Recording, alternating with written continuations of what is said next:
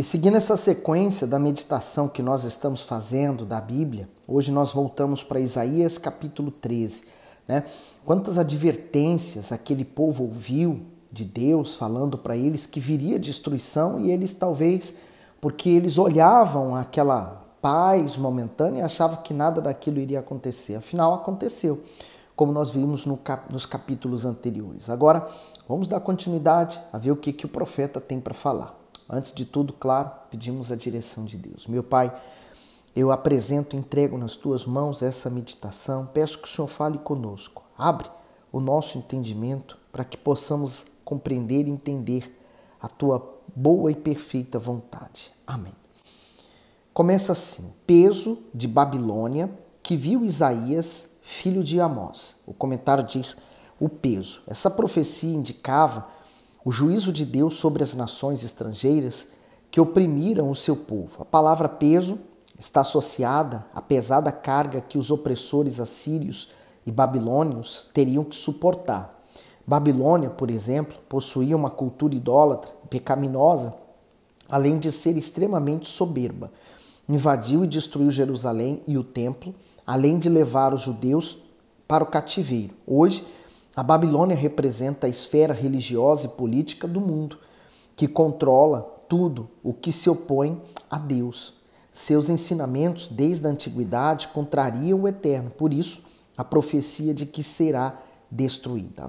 Lá em Apocalipse 18:10, ele diz, estando de longe pelo temor do seu tormento, dizendo, ai daquela grande cidade de Babilônia, aquela forte cidade, pois em uma hora veio o teu juízo. Por isso que eu costumo dizer, né? Vem reinos, vem imperadores, ditadores, vem rainhas, enfim, tudo passa, né? Tudo que é terreno passa. A única coisa dentro de nós eterna é a nossa alma. E aí você pode observar, é o que as pessoas menos cuidam, é o que é eterno. No 2.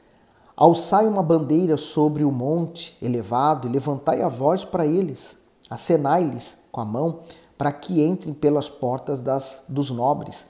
Eu dei ordens aos meus santificados, sim, já chamei os meus poderosos para executarem a minha ira, os que exultam com a minha majestade. Já se ouve a gritaria da multidão sobre os montes, como a de muitos povos, o som de rebuliço de reinos e de nações congregados. O Senhor dos exércitos passa em revista o exército de guerra.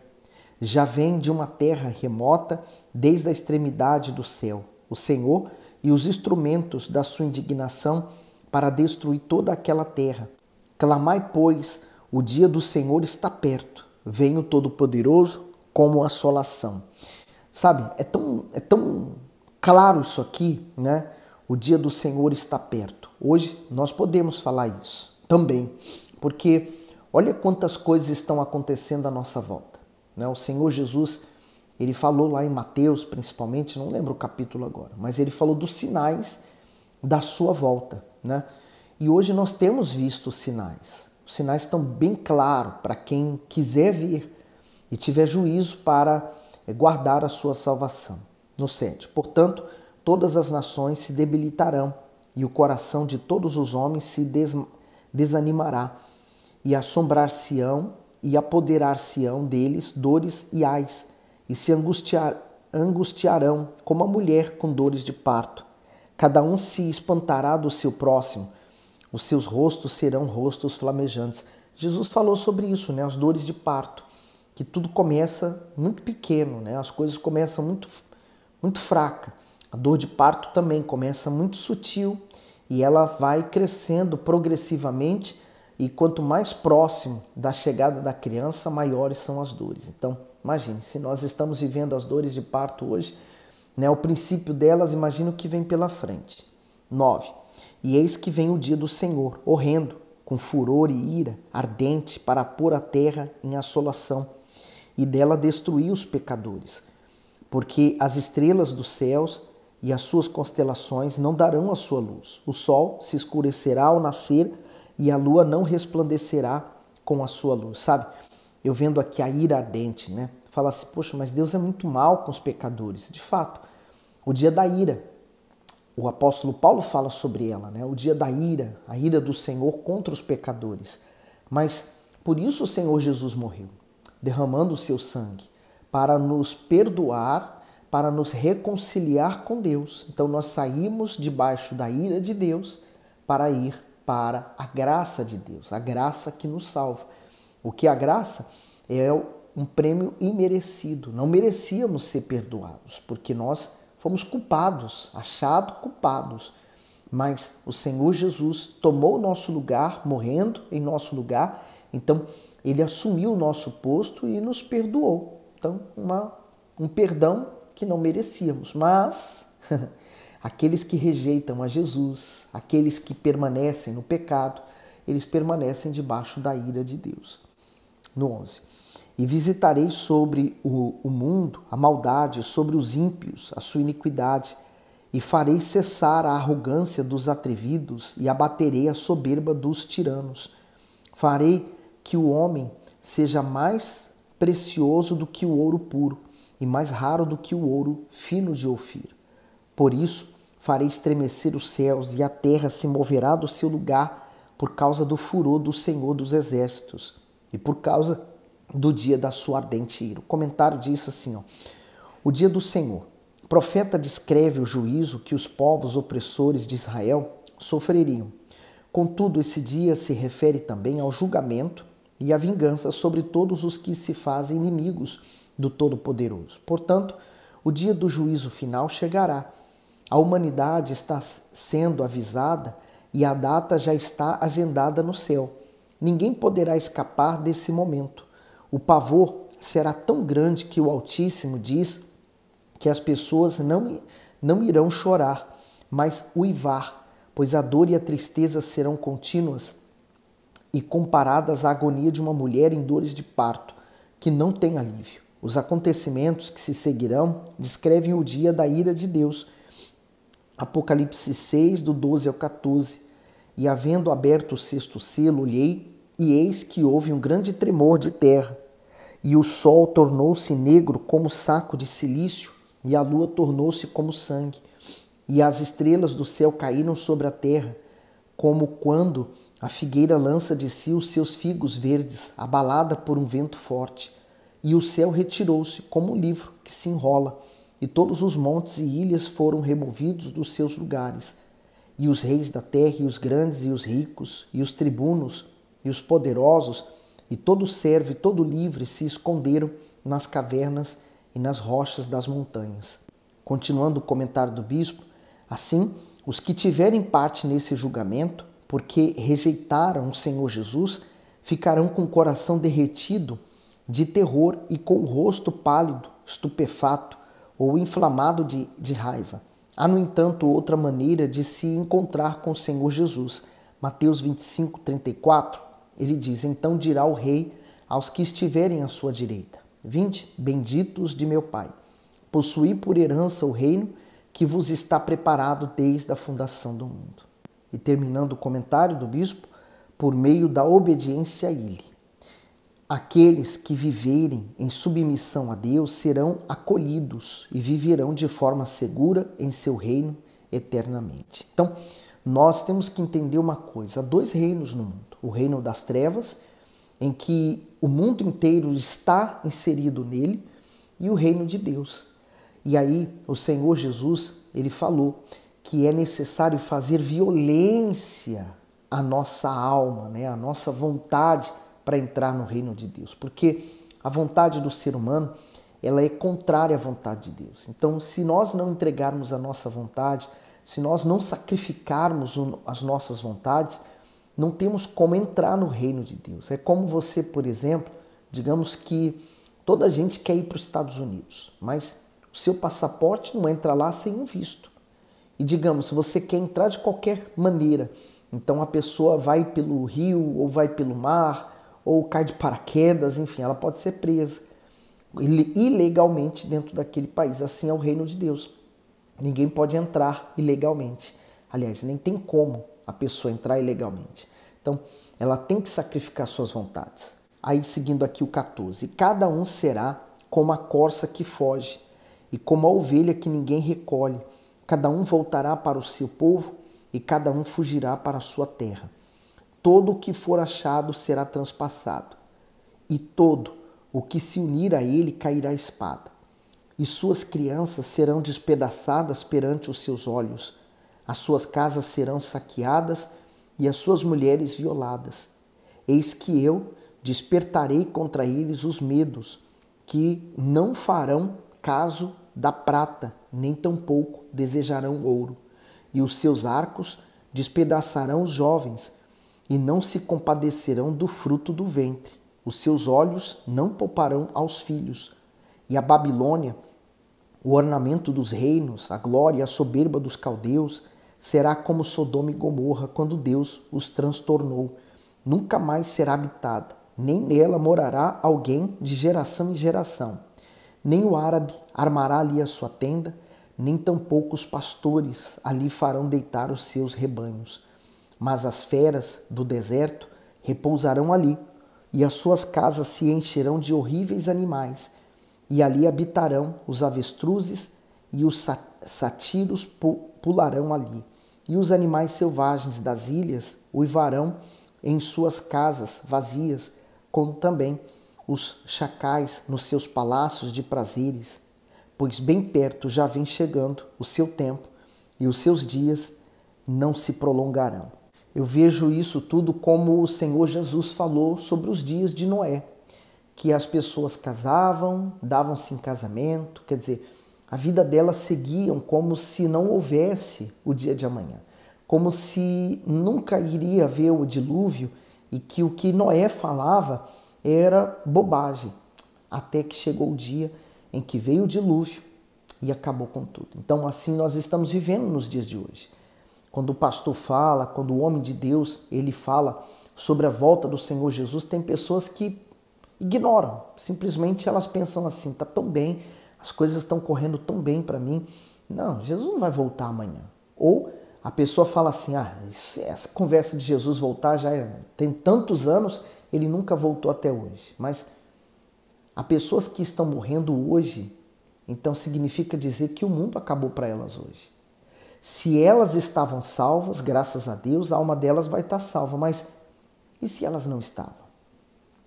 Então, pense bem, você precisa estar salvo. Agora, nós vamos dar continuidade a Isaías 14. Porque o Senhor se compadecerá de Jacó, e ainda escolherá Israel, e os porá na sua própria terra, e ajuntar-se-ão com eles os estrangeiros, e se achegarão à casa de Jacó.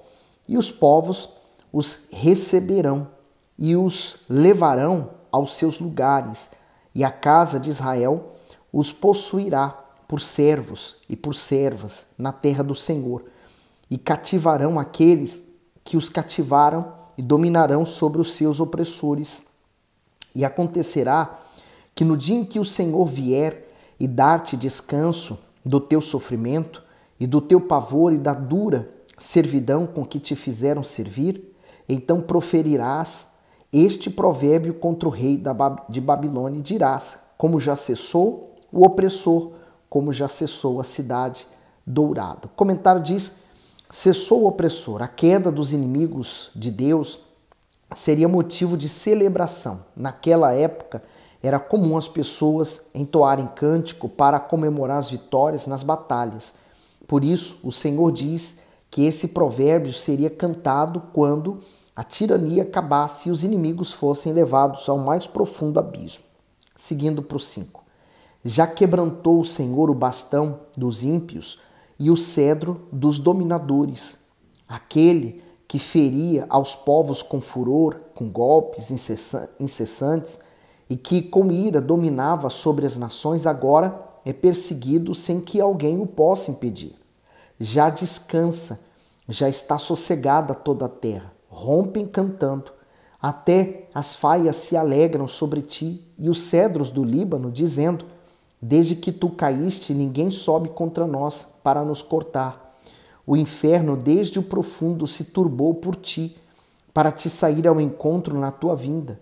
Despertou por ti os mortos e todos os chefes da terra, e fez levantar dos seus tronos a todos os reis das nações. Estes todos responderão e te dirão: tu também adoeceste como nós e foste semelhante a nós. Já foi derrubada na sepultura a tua soberba, com o som das tuas violas. Os vermes debaixo de ti se estenderão e os bichos te cobrirão. Como caíste desde o céu, ó Lúcifer, filho da alva, como foste cortado por terra, tu que debilitavas as nações. Então agora nós vamos ler um momento muito importante dessa palavra, porque ele está falando de Lúcifer. Quem foi Lúcifer? Bom, Lúcifer, né, esse nome na tradução significa anjo cheio de luz. Ele hoje é o diabo, Satanás, né? Ele é o autor das trevas. Então, aqui Isaías vai meio que profetizar falando do que aconteceu com ele. Olha só. E tu dizias no teu coração: eu subirei ao céu, acima das estrelas de Deus, exaltarei o meu trono e no monte da congregação me assentarei aos lados do norte. Então, olha o que surgiu no coração de Lúcifer, né? O engano, né? A arrogância, o orgulho. Ele começou a desejar o trono de Deus, né? Ele se achou melhor. Imagine, Deus o criou perfeito, né? Um anjo cheio de luz, mas ele começou a se encher de orgulho, né? Aquilo tudo que ele viveu subiu para a cabeça dele. Ele era um anjo principal, quer dizer, um escândalo, né? E há pessoas que por causa de um escândalo na igreja saem da igreja. Mas e agora? Um escândalo nos céus. No 14, subirei sobre as alturas das nuvens e serei semelhante ao Altíssimo. E contudo levado serás ao inferno, ao mais profundo do abismo. O comentário do bispo diz: caíste desde o céu. Esse texto faz referência ao rei da Babilônia, que caiu da sua posição de homem mais influente do mundo. Aquele tirano outrora poderoso para debilitar nações inteiras é destituído de toda autoridade e lançado fora do seu trono. Ele perdeu a intensidade do seu brilho e a sua luz se apagou completamente. Há estudiosos que também relacionam esses versículos à queda de Satanás. O texto expressaria sua exaltação e o seu brilho, e em seguida sua condenação eterna após se rebelar contra Deus. Então, quer dizer, o inferno, ele na verdade foi criado com um objetivo. Ali está Satanás e não o ser humano. Mas o que leva o ser humano até o inferno?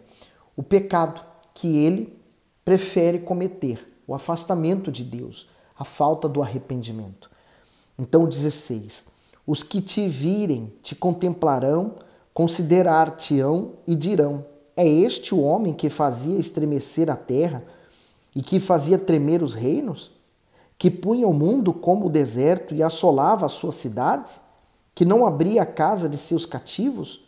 Todos os reis das nações, todos eles, jazem com honra, cada um na sua morada. Porém tu és lançado da tua sepultura como um renovo abominável, como as vestes dos que foram mortos atravessados à espada, como os que descem ao covil de pedras, como um cadáver pisado. Como eles, não te reunirás na sepultura, porque destruíste a tua terra e mataste o teu povo. A descendência dos malignos não será jamais nomeada. Então, quer dizer, aquele que um dia foi revestido de tanto poder, teve tanta glória, agora já não tem mais nenhuma glória. Assim é o mundo, né? Tem pessoas que elas sobem com uma fama extraordinária, todos a conhecem, todos falam o seu nome e de repente, cadê aquela pessoa? Desapareceu, já não existe mais, ela já não é mais vista. Assim é o mundo, tudo passa, né? Quando a pessoa entende isso, ela então deixa de se ligar às coisas desse mundo. E aí, seguindo o texto: preparai a matança para os seus filhos por causa da maldade de seus pais, para que não se levantem nem possuam a terra e encham a face do mundo de cidades, porque me levantarei contra eles, diz o Senhor dos Exércitos, e extirparei de Babilônia o nome e os sobreviventes, o filho e o neto, diz o Senhor. E farei dela uma possessão de ouriços e a lagoas de águas, e varrê-la-ei com vassoura de perdição, diz o Senhor dos Exércitos. O Senhor dos Exércitos jurou, dizendo: como pensei, assim sucederá, e como determinei, assim se efetuará. O comentário do bispo diz: jurou o Senhor. Para despertar confiança no povo quanto à volta dos cativos levados para a Babilônia, Deus usou o juramento. A palavra do Altíssimo é suficiente para garantir o cumprimento de suas promessas, mas para enfatizar que ele jamais deixaria de realizar seus pensamentos e propósitos, jurou. Dessa forma, o Todo-Poderoso assegurou que nenhum poder nos céus ou na terra pode invalidar o que ele determina ou impedir que sua vontade se cumpra. O homem pode ser o grande beneficiado da perfeição e da fidelidade divina, pois tudo o que o Senhor planejou em sua mente para nós, com proteção, vida abundante e livramento, está ao nosso alcance pelo uso da fé. Então, quantas vezes você já leu esse versículo, né? Ele fala: o Senhor dos Exércitos jurou, dizendo: como pensei, assim sucederá, e como determinei, assim se efetuará. Então, assim como ele está falando sobre a Babilônia, isso ainda não tinha acontecido. O povo ainda estava sendo massacrado, quer dizer, mas já havia uma profecia. Então, assim também é quando nós determinamos, né? Eu determino que vai acontecer isso, eu determino que eu vou ser cheio do Espírito Santo, eu determino que eu vou prosperar, eu vou ter condições de ajudar na obra de Deus, enfim. O que você determina também acontece. Olha o 25. Quebrantarei a Síria na minha terra, e nas minhas montanhas a pisarei, para que o seu jugo se aparte deles e a sua carga se desvie dos seus ombros. Este é o propósito que foi determinado sobre toda a terra, e esta é a mão que está estendida sobre todas as nações, porque o Senhor dos Exércitos o determinou. Quem o invalidará? E a sua mão está estendida. Quem, pois, a fará voltar atrás? Olha que forte, né? Tem pessoas que elas simplesmente desistem dos seus planos. Por exemplo, às vezes ela se dedica a alguma coisa, mas chega um momento que ela desanima e para. Deus não. Ele vai até o fim. Quem pode impedir a ação de Deus? No 28, no ano em que morreu o rei Acás, foi dada esta sentença: não te alegres tu, toda a Filístia, por estar quebrada a vara que te feria, porque da raiz da cobra sairá uma víbora, e o seu fruto será uma serpente ardente e voadora. E os primogênitos dos pobres serão apacentados, e os necessitados se deitarão. Seguros, porém, farei morrer de fome a tua raiz, e ele matará os teus sobreviventes. Dá uivos, ó porta, grita, ó cidade, tu, ó Filístia, estás todas derretida, porque do norte vem uma fumaça, e não haverá quem fique sozinho nas suas convocações. Quem se responderá? Pois os mensageiros da nação, que o Senhor fundou a Sião para que os opressores do seu povo nela encontrem refúgio. O comentário diz assim: os primogênitos dos pobres. Essa profecia refere-se à destruição da Filístia, nação vizinha que oprimia Judá. Ela é comparada a uma árvore de profundas raízes que seria cortada e erradicada da terra. Com isso, o Todo-Poderoso mostra apreço e cuidado com o seu povo, a sua herança, que vivia em situação de humilhação. Os israelitas eram pequenos diante dos poderosos e, por causa dessa fragilidade, foram chamados por Deus de primogênitos dos pobres. Mas, embora a nação de Israel sofresse com ameaças, invasões e destruição, experimentando assim profunda miséria e dor, Deus promete restaurá-la e supri-la com abundância material e espiritual. Por isso que Deus diz: se o meu povo me escutasse, eu de pronto abateria os seus inimigos. Os inimigos só existiam e faziam mal à nação de Israel porque a nação de Israel se desviou da presença de Deus. Se eles tivessem permanecido firmes com Deus, eu duvido que isso tudo aconteceria.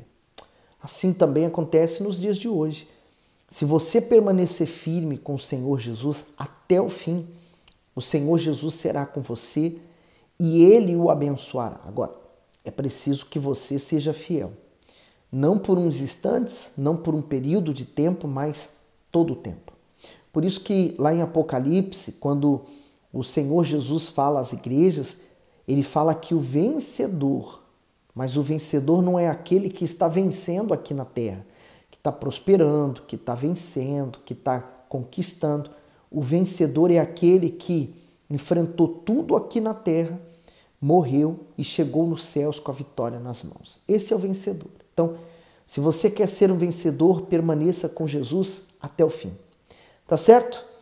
Você gostou? Dá o seu gosto. Põe nos comentários o que Deus falou com você. E claro, eu não poderia deixar de pedir, vamos evangelizar? Manda esse vídeo para alguém, tá bom? Fique bem, Deus abençoe ainda mais.